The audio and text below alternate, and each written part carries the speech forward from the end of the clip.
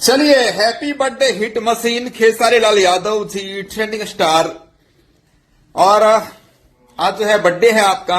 आपके बर्थडे में बहुत सारे स्पेशल लोग पहुंचने वाले हैं, बड़े बड़े नेता लोग पहुंचने वाले हैं, अभिनेता लोग पहुंचने वाले हैं।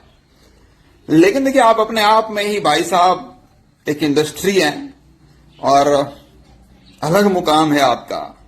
बस यही कहना चाहूंगा माता रानी से कि आपका ये जो मुकाम आपको मिला हुआ है भोजपुरी इंडस्ट्री में, एक ट्रेंडिंग स्टार का जो आपको एक तमगा मिला हुआ है ना, हिट मशीन का आपको जो है एक खिताब मिला हुआ है, ये बरकरार रहे। ये बरकरार अगर आपका रह जाएगा, जो आपका स्टारडम है, तो वो अपने आप में मतलब फिर जोड़ा नहीं है भाई, बिजोड़ है।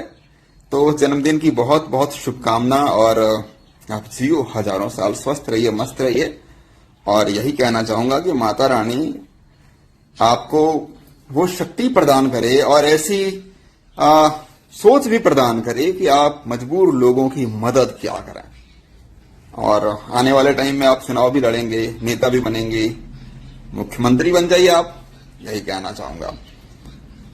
मैं महेश पांडे, और आप लोग भी कमेंट बॉक्स में खेसारी जी को हैप्पी बर्थडे जरूर लिखिएगा। Thank you.